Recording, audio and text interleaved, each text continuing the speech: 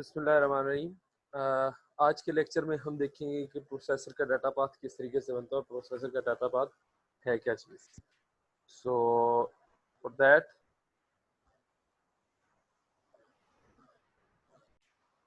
That हमें अपने पिछले 3 लेक्चर्स को रिव्यू करना पड़ेगा, जिनमें हमने देखा था कि रजिस्टर फाइल क्या होती है, जिनमें हमने देखा ALU क्या होता है, जिसमें हमने देखा था मेमोरी क्या होती है, और जिसमें हमने देखा था कि मल्टीप्लेक्सर्स क्या होते हैं।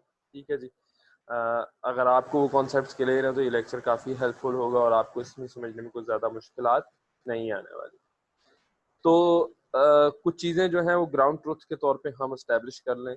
फॉर एग्जांपल, हमें सबसे पहले पता होना चाहिए कि what is a processor. Processor क्या है? जो कंप्यूटर का सबसे एक्टिव पार्ट है, और वो सारी की सारा जो है वो डाटा मैनिपुलेशन और डिसीजन मेकिंग के टास्क कर रहा है। डाटा मैनिपुलेशन का मतलब क्या है? अरिथमेटिक इंस्ट्रक्शंस और लॉजिकल इंस्ट्रक्शंस दोनों की दोनों उसी के ही मनहून मिन्नत है। अगर वो वही उनको एग्जीक्यूट कर सकता है, उसके अलावा उन्हें कोई एग्जीक्यूट नहीं कर सकता।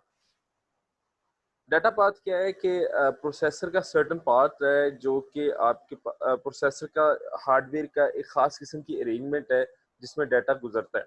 फॉर एग्जांपल कि पहले कौन सा यूनिट आएगा। फॉर एग्जांपल अगर हम बात करें अपने प्रोसेसर की, तो हमने देखा था उसमें तीन चार यूनिट थे। फॉर एग्जांपल उसमें रजिस्टर फाइल था, ALU था, मेमोरी था, ठीक है जी, मल्टीप्लेक्सर से। तो अब इनकी तरतीब क्या है कि पहले आपके पास रजिस्टर फाइल है, फिर आपके पास मल्टीप्लेक्सर है, ALU है, फिर आपके पास मेमोरी है और ALU है, मेमोरी और मल्टीप्लेक्सर है। तो इस पाथ को हम क्या कहते हैं कि आपके पास जो डाटा पाथ जो कि प्रोसेसर का कोर पार्ट होता है। और दूसरा पार्ट उसका क्या होता है? कंट्रोल पार्ट होता है। कंट्रोल पार्ट क्या होता है? हमने देखा था कि हमारे पास जितने भी यूनिट्स हमने पढ़े हैं, ALU, रजिस्टर फाइल और मेमोरी, इनके कुछ कंट्रोल सिग्नल्स हैं। अब वो कंट्रोल सिग्नल्स एक खास किस्म के हार्डवेयर लॉजिक से आएंगे। वो हार्डवेयर लॉजिक कौन सी है? उसको हम कंट्रोल कहते हैं। तो बेसिकली प्रोसेसर के दो पार्ट्स हैं। Number one is the data part. Data part क्या है? जहां से डाटा ने गुजरना है। फॉर एग्जाम्पल, डाटा पे क्या क्या ऑपरेशन होने हैं। ठीक है जी। और दूसरी चीज हमारे पास कंट्रोल है। कंट्रोल बताता है कि किस टाइम कौन सा ऑपरेशन होना है। ठीक है जी। तो ये दोनों डेडिकेटेड अलग-अलग से हार्डवेयर हैं और हम इनकी डिटेल्स को देखेंगे। अभी हम जो है इस लेक्चर में डाटा पाथ को देखेंगे और नेक्स्ट लेक्चर से हम जो है वो कंट्रोल को देखना शुरू करेंगे। सो हम अब मेरे ख्याल से तैयार हैं कि हम एक मिप्स की इम्प्लीमेंटेशन देखें और हमारा डाटा पाथ जो है वो और कंट्रोल, ऑब्वियसली दोनों की बात करेंगे, लेकिन इस लेक्चर में हम सिर्फ और सिर्फ डाटा पाथ तक अपने स्कोप को लिमिट रखेंगे। ठीक है जी। तो उसमें हम देखेंगे कि हम क्या कुछ कर सकते हैं अपने प्रोसेसर में। तो हमारा प्रोसेसर क्या कर सकता है? लोड वर्ड, स्टोर वर्ड की इंस्ट्रक्शन चला सकता है। हमारा प्रोसेसर ऐड, सब्ट्रैक्ट, एंड और SLT की इंस्ट्रक्शन चला सकता है। SLT की इंस्ट्रक्शन हमने अभी तक पढ़ी नहीं है। होपफुली ये भी आपको हम पढ़ा देंगे जल्दी, और ये कोई ज़्यादा मुश्किल नहीं है, लेकिन ये अभी मैंने इसको थोड़ा सा बैक एंड पे रखा है क्योंकि ये थोड़ी सी मुश्किल इंस्ट्रक्शन है as compare to the others. ठीक है जी। और उसके अलावा हमने जो इंस्ट्रक्शंस पढ़ी है, control flow, branch, equal and J, अभी हम सिर्फ इन इंस्ट्रक्शंस को जो है ना फोकस करते हैं और देखते हैं कि कैसा कंप्यूटर बनाए जो ये इंस्ट्रक्शंस एग्जीक्यूट कर सके। सो जेनेरिक इम्प्लीमेंटेशन, आपको पता है कि हमने देखा था कि प्रोसेसर का फेच एग्जीक्यूट साइकिल क्या था कि आप फेच करते थे इंस्ट्रक्शन को। ठीक है जी।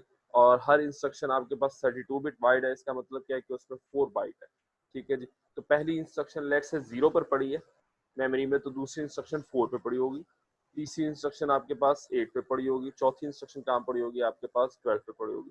सो आपके पास क्या होगा कि जब भी आप इंस्ट्रक्शन फेच करेंगे, तो अब आप इंस्ट्रक्शन लाने के बाद अगली इंस्ट्रक्शन की तरफ पीसी को अपडेट कर देंगे। पीसी क्या? एक प्रोग्राम काउंटर है जो कि बताता है कि आपने नेक्स्ट इंस्ट्रक्शन कौन सी एग्जीक्यूट करनी है। ये एक डेडिकेटेड रजिस्टर है। ठीक है जी। और जिस तरह से S0, S7, T0, T9, ठीक है जी, ये रजिस्टर्स हैं। इनके अलावा एक रजिस्टर पीसी भी है, प्रोग्राम काउंटर, जो कि बताता है कि मेमोरी से आपने कौन सी जगह से जो है वो इंस्ट्रक्शन उठा के लानी है। ठीक है जी। तो आप सबसे पहले इंस्ट्रक्शन उठा के लाएंगे, उसको डिकोड करेंगे, एग्जीक्यूट करेंगे, और जब आप वापस फेच के साइकिल पे पहुंचेंगे तो आप नई इंस्ट्रक्शन की तरफ पॉइंट कर रहे होंगे और उस इंस्ट्रक्शन को उठा के लाएंगे। ठीक है जी। सो जेनेरिक इम्प्लीमेंटेशन में आप क्या करते हैं कि आप प्रोग्राम काउंटर को यूज करते हैं इंस्ट्रक्शन का एड्रेस बताने के लिए। ठीक है जी। और फिर उसके बाद क्या करते हैं? इंस्ट्रक्शन गेट करने के बाद आप क्या करते हैं? उसको डिकोड करते हैं। डिकोड करने के बाद आप देखते हैं कि उसमें क्या क्या, कौन सा ऑपरेशन करना है, कौन से डाटा लाना है। ठीक है जी। और कौन से सिग्नल जनरेट करने हैं। और उसके बाद आप क्या करते हैं, इंस्ट्रक्शन को एग्जीक्यूट करते हैं।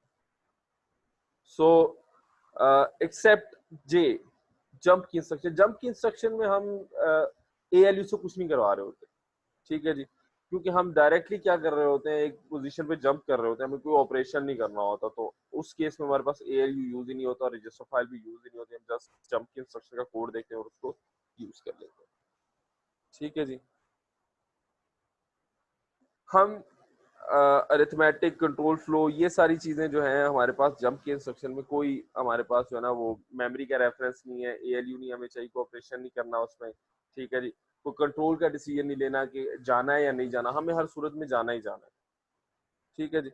मिप्स इंस्ट्रक्शन की एग्जीक्यूशन की तरफ आते हैं, तो हमने देखा था कि हमारे पास अरिथमेटिक इंस्ट्रक्शंस कैसी हैं कि उसमें हमारे पास एक रजिस्टर 1 होता है, दूसरा रजिस्टर 2 होता है, उसको एएलयू में देते हैं और एएलयू से क्या निकाल के देता है, रजिस्टर 3 कोई ऑपरेशन करके देता है। फॉर एग्जांपल अगर हम बात करें ऐड की, तो क्या होता है, आपके पास दो रजिस्टर्स हैं R1 और R2, R1 और R2 को हम क्या करते हैं, एएलयू को देते हैं और एएलयू फिर उन पे क्या करता है, एडिशन परफॉर्म करता है और रिजल्ट किसमें रख देता है, R3, ठीक है जी। सिमिलरली हमारे पास मेमोरी रेफरेंस इंस्ट्रक्शंस हैं, जैसा कि हमने कहा जैसे लोड वर्ड और स्टोर वर्ड, ठीक है जी।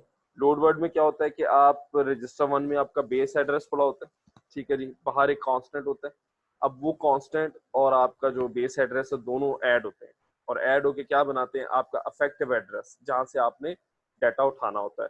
अब वो एडिशन के लिए अगेन हार्डवेयर कौन सा यूज करते हैं, आप एएलयू यूज करते हैं, ठीक है जी। और स्टोर वर्ड में क्या होता है, आपके पास स्टोर वर्ड भी बिल्कुल वैसे ही है, जस्ट डायरेक्शन चेंज हो जाती है। आपके पास स्टोर वर्ड में देखिए डाटा कहाँ जाता है, रजिस्टर 2 से डाटा मेमोरी की तरफ जाता है, और लोड वर्ड में क्या, सॉरी, डाटा कहाँ जाता है, मेमोरी से रजिस्टर की तरफ जाता है, सॉरी मैं गलत बात कर रहा हूँ, डाटा रजिस्टर से मेमोरी की तरफ जाता है, रजिस्टर से मेमोरी, स्टोर वर्ड मेमोरी में डाटा स्टोर होता है, और लोड वर्ड में क्या होता है कि आपका डाटा जो है वो रजिस्टर से, और सॉरी मेमोरी से रजिस्टर में आता है, मेमोरी से लोड करके लाते हैं, ठीक है। ब्रांच इंस्ट्रक्शन, ब्रांच इंस्ट्रक्शन क्या करती है कि आपके पास रजिस्टर 1 और रजिस्टर 2 को आप देखते हैं दोनों अगर बराबर हैं, ठीक है जी, तो आप एक पर्टिकुलर लोकेशन पे चले जाते हैं। पर्टिकुलर लोकेशन कौन सी लोकेशन होती है, आपकी इंस्ट्रक्शन कोड में वहां चले जाते हैं, तो आपका कोड में जब आपने लोकेशन चेंज करनी है तो आप किसको अपडेट करते हैं, पीसी को अपडेट करते हैं, ठीक है जी। तो अगेन आप किस तरीके से कंपेयर करते हैं दो रजिस्टर्स को, अगेन उसके लिए आपको एएलयू यूज करना पड़ेगा, ठीक है जी। और जंप इंस्ट्रक्शन में आपको एएलयू यूज नहीं करना पड़ेगा, आपको सिर्फ और सिर्फ अपने प्रोग्राम काउंटर में क्या करना होगा, नेक्स्ट इंस्ट्रक्शन का एड्रेस देना होगा, ठीक है जी। तो ये एक एब्स्ट्रैक्ट पाथ है हमारे डाटा पाथ का, ठीक है जी। तो आपको नजर आ रहा है हमने मुख्तलिफ यूनिट्स देखे थे, जैसे जिनमें हमने प्रोग्राम काउंटर को देखा, प्रोग्राम काउंटर आपको बता रहा है कि आपकी नेक्स्ट इंस्ट्रक्शन कहाँ से आनी है। इंस्ट्रक्शन मेमोरी बेसिकली एक मेमोरी है जिसमें सारी की सारी आपकी इंस्ट्रक्शंस पड़ी हैं, ठीक है जी। तो 0 पे एक इंस्ट्रक्शन पड़ी होगी, 4 पे एक इंस्ट्रक्शन पड़ी होगी, 8 पे एक इंस्ट्रक्शन पड़ी होगी, और जब प्रोग्राम स्टार्ट होगा तो आप 0 पे जाएंगे, ठीक है जी, और 0 वाली इंस्ट्रक्शन को एग्जीक्यूट करेंगे, फिर उसके बाद क्या करेंगे, 4 वाली को एग्जीक्यूट करेंगे, फिर 8 वाली को एग्जीक्यूट करेंगे, इस तरीके से एग्जीक्यूट करते जाएंगे आप। दूसरी चीज हमने रजिस्टर फाइल को देखा था। रजिस्टर फाइल में क्या होता है कि आपके पास जो है वो डाटा जो है वो रजिस्टर से आप उठा के इसमें लेके जाते हैं, एएलयू को देते हैं या वो मेमोरी को देते हैं आप, ठीक है जी। हम ये भी देखते हैं कि किस तरीके से ये जाते हैं, ठीक है। और तीसरी चीज हमारे पास एएलयू जो कि अरिथमेटिक और लॉजिकल ऑपरेशंस करता है, और चौथी चीज हमारे पास क्या है, डाटा मेमोरी है। डाटा मेमोरी क्या है, बेसिकली आपके पास वो स्टोरेज है जहाँ से आपने डाटा उठाना है और जहाँ पे आपने डाटा स्टोर करना है, ठीक है जी। अब ये डाटा पाथ में दो टाइप के एलिमेंट्स हैं, कुछ इसमें से आपके पास सिक्वेंशियल है और कुछ इसमें से आपके पास कौन से कॉम्बिनेशन। सिक्वेंशियल वो लॉजिक एलिमेंट्स है जो किसी क्लॉक साइकिल पे चलते हैं या क्लॉक के एलिमेंट पे चलते हैं, आप लोगों ने पढ़ा होगा, जैसे फ्लिप फ्लॉप्स है, ये आपको सिक्वेंशियल एलिमेंट्स है, ठीक है जी। एएलयू सिक्वेंशियल एलिमेंट नहीं है, कॉम्बिनेशनल एलिमेंट। कॉम्बिनेशनल एलिमेंट ऐसे एलिमेंट्स होते हैं जिनमें आउटपुट सिर्फ इनपुट पे डिपेंड करती है, और सिक्वेंशियल एलिमेंट ऐसे होते हैं जिसमें आउटपुट जो है वो डिपेंड करती है पर्टिकुलर टाइम पे, इनका पर्टिकुलर एज, यानी कि आपके उस एज पे, क्लॉक के एज पे रजिस्टर्स की वैल्यू क्या है, डाटा अवेलेबल क्या है, ठीक है जी। तो स्टेट या उनको सिक्वेंशियल एलिमेंट्स भी कहा जाता है, ठीक है जी। ये आपके सामने नजर आ रहा है, आप देखिए स्टेट मशीन में हमारे पास कुछ चीजें हैं जिनमें आप मूड मशीन है और मिले मशीन है। अभी के लिए हम इन कॉन्सेप्ट्स को छोड़ देते हैं, हम लेटर ऑन इनको डिस्कस करेंगे, ठीक है जी। अभी हम चलते हैं आगे। सो ये कॉन्सेप्ट हम देर बाद में डिस्कस करेंगे, उनके डिफरेंस क्या है ये भी हम डिस्कस करेंगे। ठीक है जी। सो अब इंस्ट्रक्शन का डाटा पाथ, सबसे पहला क्या इंस्ट्रक्शन कहाँ पे रखी जानी है आपके पास, इंस्ट्रक्शन मेमोरी में रखी जानी है। ठीक है जी। The instruction to fetch is at location specified by PC, वही बात जो हमने पहले की थी कि पीसी बताता है कि आपने नेक्स्ट इंस्ट्रक्शन कहाँ से लेके आनी है। अगेन देखें, ये इंस्ट्रक्शन मेमोरी है, इसको एड्रेस कहाँ से पता चल रहा है कि कहाँ से डाटा लाना है, वो पीसी से पता चल रहा है। पीसी में जो कुछ पड़ा है उस एड्रेस पे जो कुछ पड़ा होता है आप जाके वो उठा लाते हैं। ठीक है जी।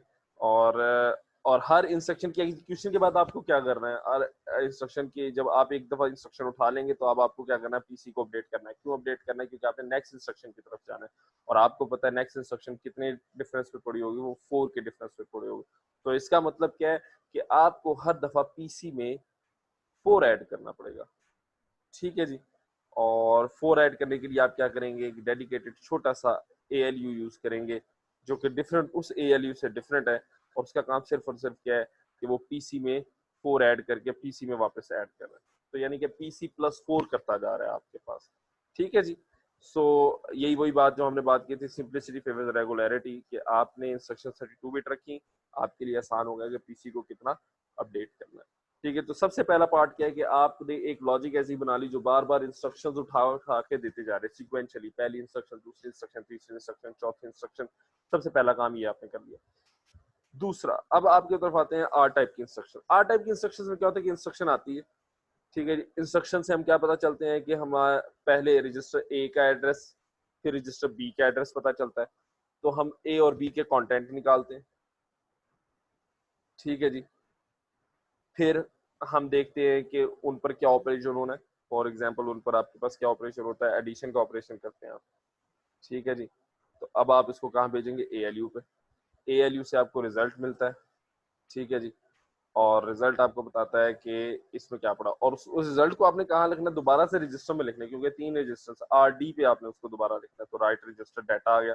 अब ये रिजल्ट तो आ गया, लेकिन ये लिखना कहाँ पर है, अगेन ये हमें पता चलता है किससे, RD फील्ड से। और RD फील्ड कहाँ से आती है हमारे पास, इंस्ट्रक्शन से। ठीक है जी। तो हम इंस्ट्रक्शन से राइट रजिस्टर नंबर भी देते हैं। ठीक है जी। तो अब ये एक छोटी सी लॉजिक है जो कि क्या करेगी, तमाम R type instruction, arithmetic instructions को चलाएगी हमारे पास। ठीक है जी। हमें ALU का ऑपरेशन बताना है, वो किस तरीके से काम करता है, इसको हम देखते हैं हम कैसे करेंगे। अभी के लिए इस कॉन्सेप्ट को यही तक हम रखते हैं। ठीक है जी। हम जीरो, एक हमने सिग्नल निकाला, ये किस काम आएगा, हम इसको भी देखेंगे ये किस काम आता है हमारे पास। अभी के लिए इसको एज इट इज छोड़ दें। अच्छा, अब मेमोरी ऑपरेशंस। मेमोरी ऑपरेशंस में क्या होता है जनाब, आप एक बेस एड्रेस लेते हैं और बेस एड्रेस में ऑफसेट ऐड करते हैं। बेस एड्रेस और ऑफसेट कहाँ से आता है, अगेन आपको रजिस्टर से पता चलते हैं। हम देखते हैं। सो इंस्ट्रक्शन आई आपके पास, इंस्ट्रक्शन से आपने क्या निकाला, बेस एड्रेस निकाला, और इमीडिएट में आपका क्या पड़ा होता है, ऑफसेट। अब ऑफसेट आपके पास 16 बिट है, लेकिन ALU कितने बिट एडिशन कर सकता है, सिर्फ और सिर्फ 32 बिट एडिशन कर सकता है। इसका मतलब क्या है, इसका मतलब ये है कि आपको इस 16 बिट डाटा को 32 बनाना है। 32 बिट बनाने के लिए आप क्या करेंगे, साइन एक्सटेंशन करेंगे। साइन एक्सटेंशन आपको याद है कि आप मोस्ट सिग्निफिकेंट बिट को रिपीट कर देते हैं 16 टाइम्स, लेफ्ट की तरफ आप करते जाते हैं। ठीक है जी। सो अब आपके पास क्या हो गया कि A आया और यहाँ से ऑफसेट आया, दोनों ऐड करके आपको क्या देंगे, आपको अफेक्टिव एड्रेस देंगे जहां पे आपने मेमोरी से डाटा लेना। ठीक है जी। सो आपको क्या मिल जाएगा, एड्रेस, और वो एड्रेस आप कहाँ देंगे, डाटा मेमोरी पे। अब यहाँ पर अब आपसे क्वेश्चन होता है कि क्वेश्चन क्या है कि हमने डाटा रीड भी करना है और डाटा राइट भी करना है। लोड वर्ड के केस में डाटा रीड कर रहे हैं और स्टोर वर्ड के केस में डाटा राइट कर रहे हैं। तो चले, लोड वर्ड के केस में डाटा यहाँ से आया और वापस आके हमारे पास RT राइट राइट डाटा में आ गया, और हमें पता चला इसको कहाँ लगना है, तो हमने वो भी एड्रेस दे दिया। स्टोर वर्ड के केस में हमें क्या करना है, हमें यहाँ से डाटा इस मेमोरी तक पहुंचाना है, इस रजिस्टर से मेमोरी तक पहुंचाना है। तो उस केस में हम यहाँ पे रजिस्टर डाटा B के फील्ड को यूज करेंगे। ठीक है जी। एड्रेस आया, राइट एड्रेस, और इस दफा में क्या पता चला कि हमने डाटा कहाँ से उठाना है, हमें राइट रजिस्टर नंबर B से पता चला, और हमने कहाँ पर रखा, डाटा मेमोरी में रख दिया। ठीक है जी। तो इस तरीके से हमारे पास स्टोर वर्ड की इंस्ट्रक्शन भी चलेगी। ठीक है। और यहाँ तक हम जो है वो अभी जो है, अच्छा अब हम आते हैं ब्रांचेस की तरफ। ब्रांचेस कौन से हमारे पास, BEQ और BNE। BEQ में क्या होता है आपके पास, conditionally change the next instruction की, अगर आपके पास S $2 $1 के इक्वल है तो आप 42 इंस्ट्रक्शंस आगे चले जाएं, 42 इंस्ट्रक्शंस आगे चले जाएं। ठीक है जी। तो अब आप देखते हैं कि किस तरीके से काम करता है हमारे पास। सो इंस्ट्रक्शन आई है आपके पास, ठीक है जी। और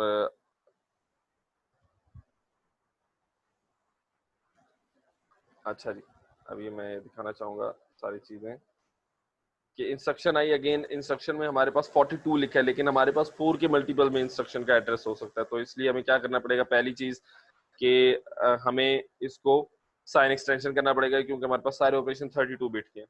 तो 16 बिट से हमें कितने में जाना पड़ेगा, 32 बिट में जाना पड़ेगा।